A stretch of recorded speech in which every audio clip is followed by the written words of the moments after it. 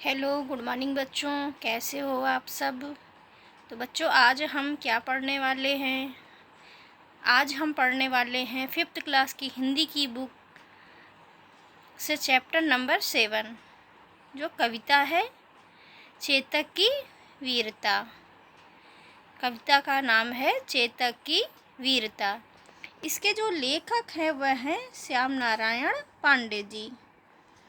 इस कविता में हल्दी घाटी का जो युद्ध हुआ था उसका कुछ अंश दिया गया है।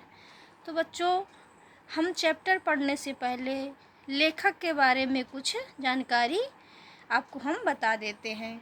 तो बच्चों, श्याम नारायण पांडे जी जो लेखक हैं, उनका जन्म 1907 ईस्वी में हुआ था और ये वीर रस की कविताओं के लिए चर्चित कवि श्याम नारायण पांडे जी की सर्वाधिक जो लोकप्रिय काव्य कृति हल्दी घाटी का प्रकाशन जो हुआ था सन 1939 में हुआ था। अभी आपने जो चेतक की वीरता कविता में पढ़ेंगे वह हल्दी घाटी का ही एक अंश है।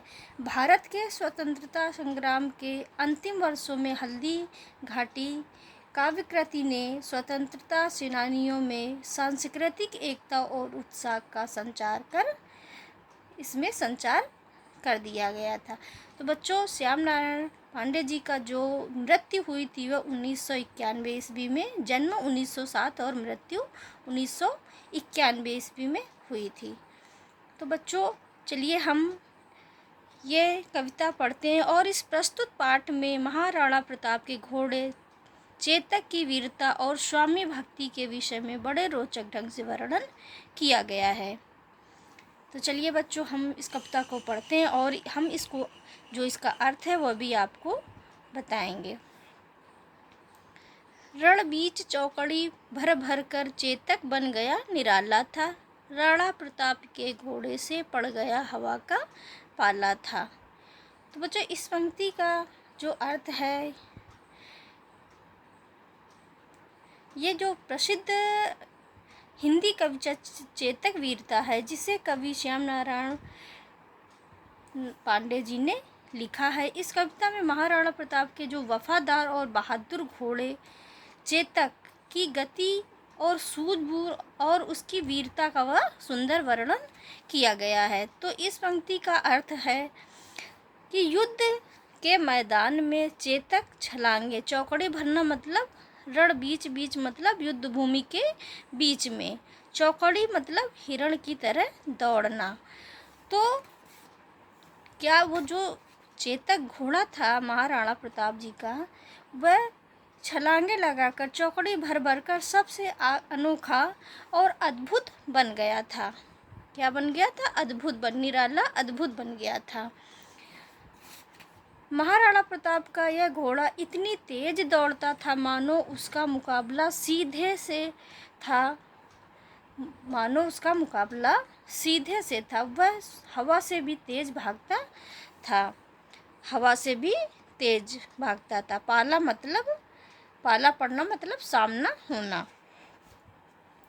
इतनी तेज रण बीच चौकड़ी भर भर कर चेतक बन गया निराला था। राणा प्रताप के घोड़े से पड़ गया हवा का पाला था। वो जो चेतक था, घोड़ा था, इतनी तेज दौड़ता था मानो वो जो इस समय जो उसकी गति थी वह इतनी तेज थी कि वह हवा से भी तेज भागता था। गिरता न कभी चेतक तन पर राणा प्रताप का घोड़ा था। वह दौड़ रहा अरिमस्तक पर या आसमान पर घोड़ा था। इस पंक्ति का अर्थ है, चेतक इतना समझदार और तेज था कि महाराणा प्रताप को उससे दौड़ने के लिए कभी कोड़ा मारने की जरूरत नहीं पड़ती थी। गिरता न कभी चेतक तन पर, तन मतलब शरीर, उसके शरीर पर महाराणा प्रताप को कभी कोड़ा मारने की जरूरत नहीं पड़ती थी। वह दौड़ रहा अरिमस्तक पर या आसमान पर घोड़ा था। अरि मतलब होता है दुश्मन का, अरिमस्तक का मतलब होता है दुश्मन का सिर। वह इतनी तेज भागता था कि उसको मतलब वो इतना समझदार था कि उसको कभी कोड़ा मारने की ज़रूरत ही नहीं पड़ती थी।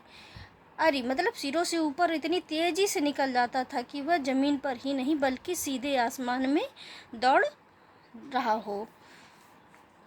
जो तनिक हवा से बाग हिली लेकर सवार उड़ जाता था, राणा की पुतली फिरी नहीं, तब तक चेतक मुड़ जाता था।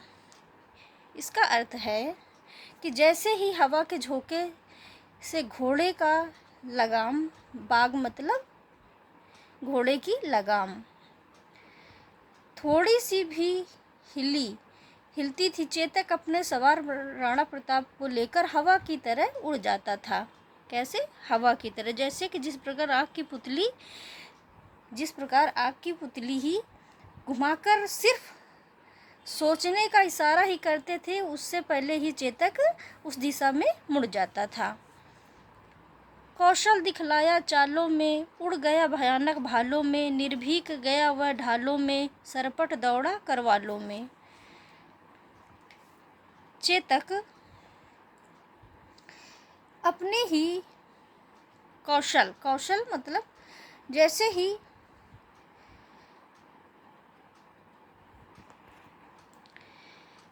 चेतक अपनी चाल और फुर्ती का अद्भुत हुनर, उसके अंदर कौशल मतलब हुनर, कौशल दिखलाया, उसके अंदर इतना हुनर था, वह युद्ध के मैदान में चल रहे खतरनाक भालों के बीच से मुड़ते हुए निकल गया। कैसे निकल गया? मुड़ते हुए निकल गया। वह बिना किसी डर के वह आँख का जैसे कौशल, चतुराई या निपुणता से निकल जाता था।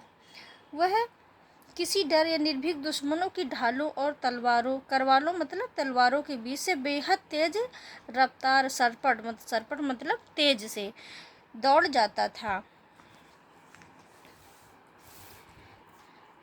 है यही रहा अब यहाँ नहीं, वह वही रहा वहाँ नहीं, थी जगह न कोई जहाँ नहीं, किस अरिमस्तक पर कहाँ नहीं। चेतक युद्ध भूमि में इतना गतिशील था।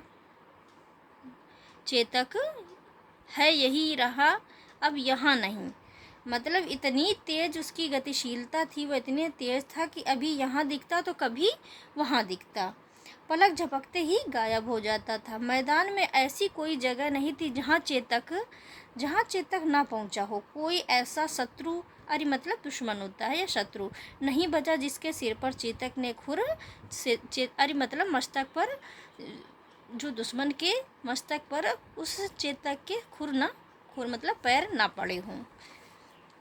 बढ़ते नद शाह वह लहर गया, वह गया फिर ठहर गया, विकराल वज्रमय बादल सा अर की सेना पर गहर गया। चेतक आगे बढ़ते हुई, जब चेतक बढ़ते नद सा का मतलब होता है नदी, बड़ी नदी जैसा, वह आगे बढ़ती हुई तेज नदी की लहरों की तरह दुश्मनों के को चीरते हुए निकल जाता था। क्या करता था? वह दुश्मनों को चीरते हुए निकल जाता था। वह बिजली की गति से भी तेज दौड़ता था और अचानक वह मुड़ जाता था। वह वज्र में मतलब अत्यंत कठोर, वज्र के समान कठोर और भयंकर बादल बनकर शत्रु की सेना पर टूट पड़ता था। सेना पर गहर गया मतलब टूट पड़ता था। भाला गिर गया गिरा निशंग, है टापों से खन गया अंग, वैरी समाज रह गया दंग, घोड़े का ऐसा देख रंग। चेतक को इस भयानक आक्रमण को देखकर शत्रुओं के हाथों से भी भाले और तरकश निशंग मतलब गिर गए। घोड़े के जो टापे खुरों के प्रहार से दुश्मनों के शरीर छत विछत हो गए। चेतक का ऐसा अद्भुत और वीर रूप देखकर सारा शत्रु दल, वैरी समाज मतलब दंग रह गया। तो बच्चों, आशा करते हैं ये कविता आपको अच्छी लगी होगी। इसलिए कहते हैं कि हमें भी प्रत्येक कार्य को चुस्ती और फुर्ती से करना चाहिए। तो बच्चों ये वीडियो अच्छा लगे तो लाइक करना और हमारे चैनल को सब्सक्राइब करें। Thank you.